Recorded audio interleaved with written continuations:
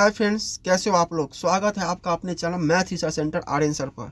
तो फ्रेंड्स, आज मैं फिर से लेके आया हूँ आपके लिए काफ़ी ज़्यादा भयानक डरावना स्टोरी। तो चलिए बिना वक्त गवाए कहानी को शुरू करते हैं। शीर्षक का नाम है तपन। मदनपुर वैसे तो ऐतिहासिक नगरी थी, राजाओं के राजवाड़े थे, पर समय के साथ सब ध्वस्त होने लगे। सरकार की मदद से लोगों ने पर्यटन के रूप में इस जगह को संजोया था। गांव के लोग भी आसपास सब जगह घूमने जाते, पर अचानक से मदनपुर के गांव के समीप एक जंगल था जहां लोग कम ही जाते थे। पता चला था कि कोई बावड़ी है जिसमें काला पानी है। दिन में तो सूखा रहता है, पर रात में लबालब भर जाता है। इतना अजीब आवाज आता है कि जैसे कोई है वहाँ। जब इस बावड़ी का पता चला तो सरपंच से लोगों ने कहा कि सफाई के बारे में कहा, पर बुजुर्गों ने मना किया कि वो श्रापित बावड़ी है, उसे कोई देखने ना ही जाए तो बेहतर होगा। सरपंच ने उस जगह पर घेराबंदी करवा दी कि ये खतरे की जगह, यहाँ कोई न जाए। कुछ गांव के युवक उत्सुकतावश शाम के समय वहां गए तो बावड़ी के समीप पहुंचते ही किसी के रोने की आवाज आने लगती है, तो कभी चूड़ियों की खनक सुनाई देती थी। उन लड़कों को लगता कि शायद यहाँ कोई युवती फंसी हो, और जैसे ही वो लोग बावड़ी के अंदर गए कि एक एक कर गहरे पानी में छलांग लगाते गए। कहते हैं कि वो बावड़ी लोगों को खुद अपनी ओर खींचती है, लेकिन आश्चर्य की बात ये कि किसी लाश भी नहीं मिलती थी। दिन के समय तो वो बावड़ी सूख जाती थी, पर कहते रात में पानी से भर जाता है और विचित्र आवाजें आने लगती है। कुछ बाहरी युवक गए तो लौट कर नहीं आए। तब से वहाँ कोई नहीं जाता था। तपन अपने माता पिता की तीसरी संतान है। 2 भाइयों का विवाह हुआ, बच्चे हुए, पर तपन 38 वर्ष का कुमारा ही रहा। कोई आय का साधन नहीं था। पिता ने बचपन से उसके पढ़ाई में कमजोर व आलस्य नकारेपन के कारण उसके नाम के साथ ये जरूर कहते, तपन तू पतन की राह जा रहा है। उसका कहीं विवाह भी नहीं लग रहा था। तपन जुआ व शराब की बुरी लत में जब पड़ा तो भाइयों ने भी यही कहना शुरू कर दिया। चौराहे पर शराब के नशे में धूत देख पिता ने उसे घर से निकाल दिया। दूर हो जा मेरी नजरों से, अब अपनी शक्ल भी मत दिखाना, जा नालायक, कहीं जाकर मर। तपन जाता कहाँ, शराब के नशे में। वो अंधेरी रात में उसके बचपन के मित्र यज्ञ ने उसे सहारा देना चाहा और अपने घर ले गया। यज्ञ हमेशा बुरे वक्त पर तपन का साथ देता, उसे समझाता, पर घर में जो उसे तिरस्कार मिलता भाई भाभीियों से, उसने भी बस बिगड़ने की ठान ली। सच्चे दोस्त की दोस्ती बस अपने स्वार्थ के लिए उपयोग करता, पर नसीहतें कभी न मानता। यज्ञ जानता था तपन दिल का बुरा नहीं है, निर्दयी निष्ठुरा नहीं है, ना ही छल कपट जानता है। आज जब यज्ञ तपन को घर लेकर आया तो यज्ञ की पत्नी भी ने तपन के बारे में यज्ञ को अंदर बुलाकर खूब खड़ी खोटी सुनाई। देखिए, यह तो पतन की राह में जा रहा है, इसके साथ आप भी चले जाओगे। इससे अच्छा है इसको यहाँ से दूर भगा दो। वैसे भी हमारा घर छोटा है, हम शादीशुदा हैं, यह कैसे रहेगा यहाँ। जाओ, कह दो उनसे बाहर जाने को, और नहीं तो आप भी उसके साथ चले जाओ। यह अपनी पत्नी को चुप कर रहता है। वो कहता है, अरे भाग्यवान, तुम कुछ देर चुप तो रहो। देखो, वह एक अच्छे इंसान है, भले ही बुरी लत में पड़ गया है, पर वह दिल का बुरा नहीं है। और ऐसी विपत्ति की घड़ी में मित्र अगर मित्र की काम नहीं आएगा तो ऐसी मित्रता का क्या मतलब। आज उसके पिताजी ने उसे घर से बाहर निकाल दिया। आज की रात उसे कहाँ रहने दो, कल में कोई ना कोई उसकी व्यवस्था कर दूंगा, पर अभी तुम शांत रहो। कुछ देर यह कहते हुए यह बाहर जाता है तपन के पास, लेकिन तपन की पत्नी की बात सुनकर वहां से निकल जाता है। यह दौड़कर बाहर निकलता है, बहुत दूर तक ढूंढने जाता है। रात अंधेरी हो चुकी थी, 12 बजने को आया था।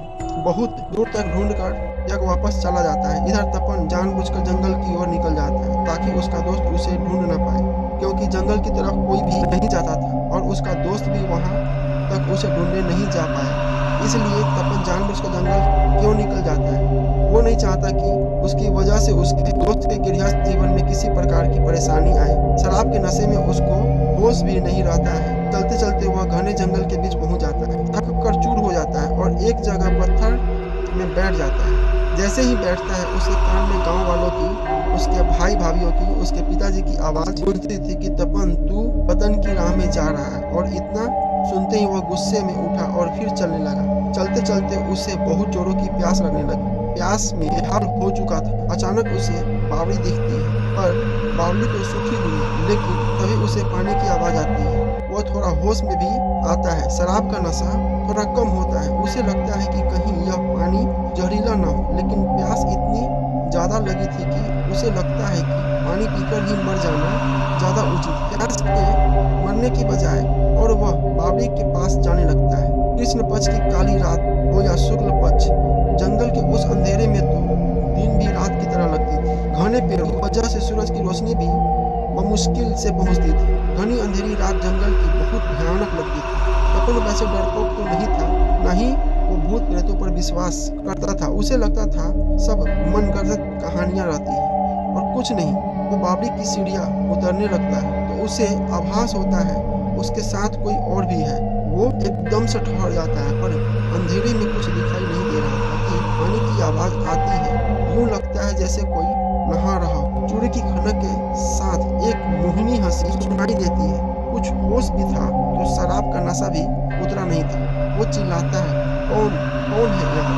वो हंसी बावड़ी में और भी भयंकर लगती है। अचानक उसे लगता है पायल की खनक के साथ कोई उसकी ओर आ रहा है।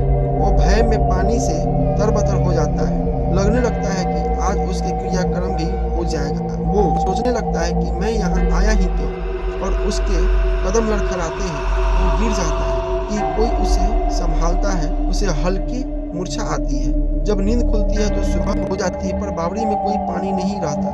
वो याद करने की कोशिश करता है कि रात में तो लग रहा था कि खूब पानी भरा है। तभी बावड़ी से किसी स्त्री की रोने की आवाज आने लगती है। वो अपने कान बंद कर लेता है। कुछ देर फिर वही करुण कंद्र सुनाई देता है। शाम होने लगता है। रोने की आवाज रह रह कर आती है। तपन अब बावड़ी की ओर आगे बढ़ने लगता। रात होने को आती है। तपन के बावड़ी के अंदर नीचे उतरते फिर से पानी भर जाता है। वो सोचने लगता है क्या हो रहा है, पर किसी सम्मोहन सा वो आगे बढ़ता है कि एक विकराल आकृति भयंकर हंसी के साथ उसके सामने आ जाती है और तपन उसे कस कर गले लगा लेता है। वो खुद को छुड़ाने की कोशिश करती है, पर तपन उसे गले लगाए रहता है। वो हंसी में अब फिर रुलाई की आवाज सुनने लगता है। कुछ देर बाद एक रोशनी से रात के अंधेरे में बावड़ी चमचमा जाती है। वो आकृति उससे अलग होकर शांत सौम्य हो जाती है। दुधिया प्रकाश में चमचमाती वो आकृति हवा में तैरने लग जाती है। तपन पूछता है, आप कौन है? कोई देवी या प्रेत?